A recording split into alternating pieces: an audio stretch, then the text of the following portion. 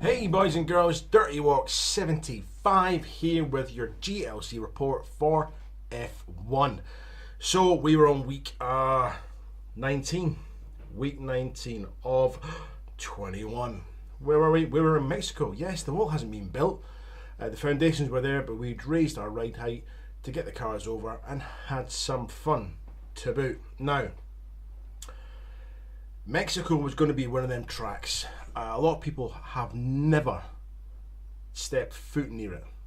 Never been near the pit lane. Some were not seasoned, but they knew of it. But it wasn't a popular track. By all means, across the board, it wasn't going to be a popular track. For a track that doesn't look too difficult or too technical, for that matter, it was a little bit. It really was. So how did we get on? Well, firstly, attendance was probably the lowest attendance we've had throughout the whole season. I'll be honest, Tier 1 was quite quiet. Tier 2 wasn't too bad, but 11 drivers in Tier 2. Tier 1 didn't even get double figures. Didn't get near it. Now, is that because Binary's won the championship? I hope not. I hope the drivers tip up for the last two races. Right? Just because he's won the championship, it doesn't mean there's not all playing for. You can still have some serious battles on track and, have some fun with it. So we're going to get straight into the driver summaries of Mexico, see what they felt and how they fared around the old Mexico track. After that, we'll have a look at the scores. We'll have a look at the points on the tables. I have a bit of a chat. Okay, are you ready? I'm ready. So let's get into it. So Marcus, one of our Force India drivers in Tier 2, one of our newer drivers. Here he goes. Great race, slow start. He was a bit hesitant in the first corner, so slowed down a lot. A lot of us did for Mexico, that first corner. Cost him a few places. He caught up to Mal, but couldn't get the overtake. And a lapse in judgment. Couldn't get the overtake. A lapse in judgment after Clark overtook him. He hit the back of him and caused him to pit in. Put him in last place. Slowly gaining places, was right on my tail. Yes, he was. For a few laps until another driver, me and another driver, crashed and he moved up a place, sailing to the finish. That person he's talking about is me and Trojan. Lap 29, I believe. 29. Trojan was coming up to pass me. I called the pass on the left. I looked behind me to see how far he was behind me. It turns out he'd already caught right up with me and he was on my left and I didn't see him. So by the time I flipped back to the front view of where I was going, I was already on the corner, completely missed my braking zone, shot straight through the corner, taking Trojan out in the process, and myself. I couldn't move the car, got disqualified and took Trojan out. My second incident of the whole season, I believe. First one was right at the start. Involving another driver, that is. So, sorry to Trojan for that. He wasn't first, he said things happen, but I felt really bad for it, especially that late in the race. And I think it was just a case of, there were a couple of corners where he was behind me and the blue flag was going. And it was a case of, right, I need to let him past, and I thought I judged it, misjudged it, had a crash. It's racing, it's the way it goes. Alright, so my apologies for that, but moving on. Light Shock 16, let's see what he's got to say about Mexico. So I asked for less notes. Through the weeks, people have been sending me novels, short stories if you like. So he's went, so you want me to write less in my post-race notes, and trust me, on a track I dislike with only 7 drivers in the league, Tier 1, I'm happy to oblige. So here he goes. The qualifying started dry, and he heard from Jeff that it began to rain, so he quickly bolted on some softs and got a quick lap in, which remained untouched, while those who didn't get the message suffered. Binary qualifying last, and he says how he wished more than 7 people actually tipped up. Now onto the race. He knew his only chance of beating one. One would be stopping Binary if he ran into problems. Well, that didn't happen, and he was punished due to Zygon crashed out in the first lap and bringing out the safety car. Bloody safety car. I pitted on the mediums and ran them till lap 16. Just after getting passed by Binary, who also pitted for the mediums. Personally, I didn't like the mediums. I don't think they fared well on the track. I really didn't. The softs were good, super softs were good, but the mediums, not for me.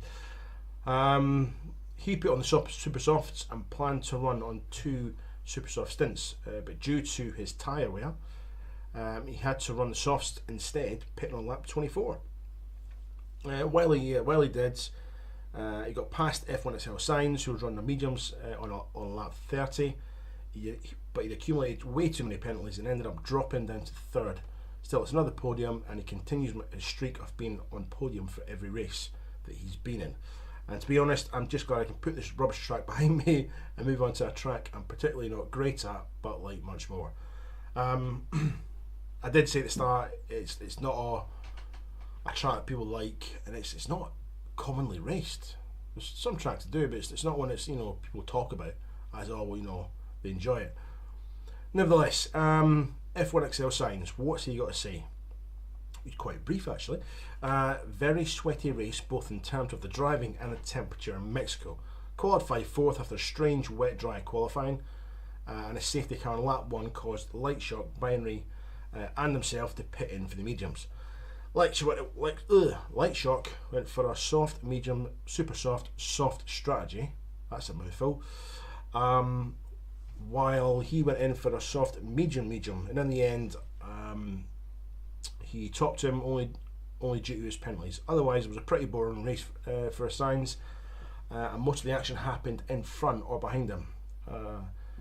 And he did 36 laps of time trial, to be honest. So he's put the practice in, but it's just one of them tracks. It is.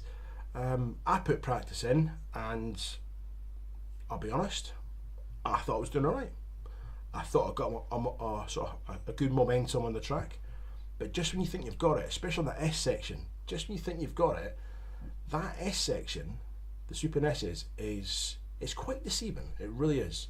You think you can go faster than you actually can, and when you miss, the curve, the apex, because you're going so fast, you miss the turn for the next one, and you're off track. So it's all about that throttle control, which I'm still getting used to. So who else? We've got some notes from Mal. Well, another great day for McLaren on track. He finished in 3rd, but the time penalties costed him 2 places. He had a fantastic battle all raced. He raced against his teammate Clarky San and Superior Rain on the Mexican track that was completely new to most of us, like I said. Fair play to Superior Rain and Clarky, who both suffered early damage but fought the whole race. He totally enjoyed the track and he looks forward to racing it again. It's now on his favourites list. It's definitely not my favourites list, but it's on Mal's favourite list. And that's it. That's it. As in notes from drivers, quite sparse this week. So what we'll do is we will look at the points, the tables, and we'll go from there. So close that one down, we'll open up another window. So let's have a look. We knew it was going to be tight, we really did.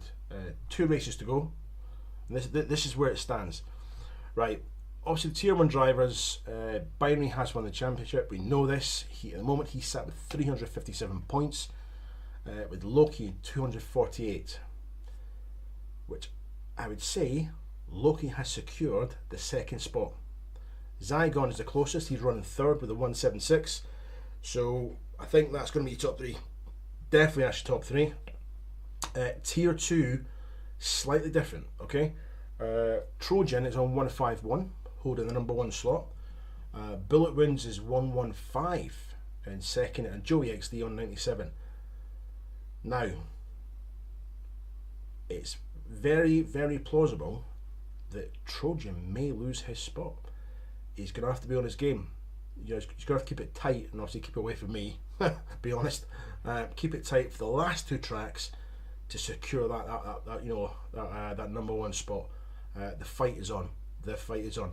And Bullet Wounds and Joey, since they joined us, have been nothing but consistent.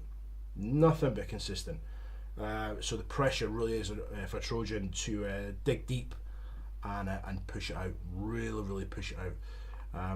So there we go. Now looking at the constructors. Tier 1 constructors it's tight. Mercedes on 456, holding first place. Second place is Red Bull with 432, and Ferrari in third with 234. So Ferrari, you are out the running. You'll have to settle for third. First and second, battles on. The battles on the Red Bull and Mercedes. It is all to play for, or race for, should I say. One race is going to determine who's on the spot there.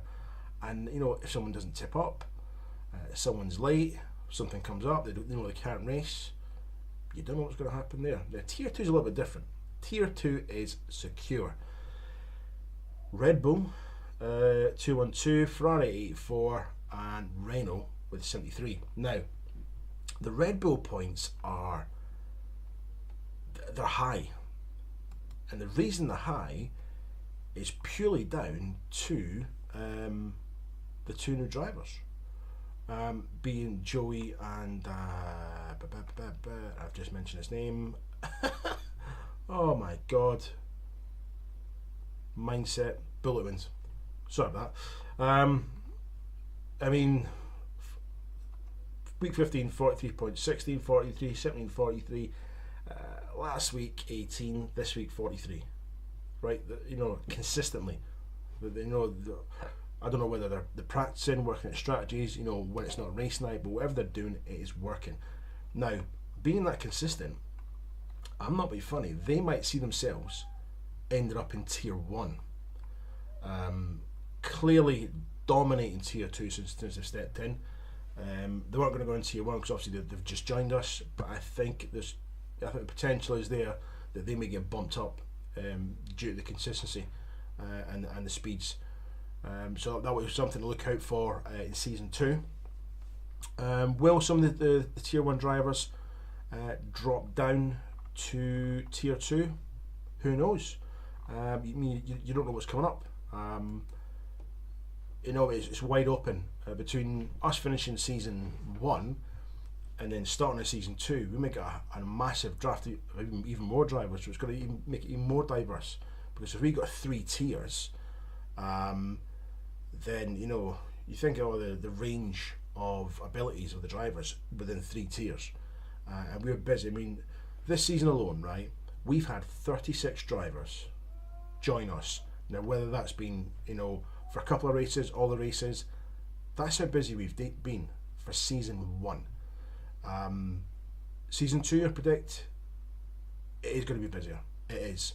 I mean, we're still getting new drivers at this point of the season. The season's almost over, and people are joining us. So clearly, they're interested in the F1, and it's a no-brainer. If they're going to join us at the end of Season 1, they are going to be here for Season 2. So that's it. That's it for this week. Looking forward to Brazil next week. Okay. And once we get Brazil out of the way, we're on to a fantastic track. Some like it, some don't.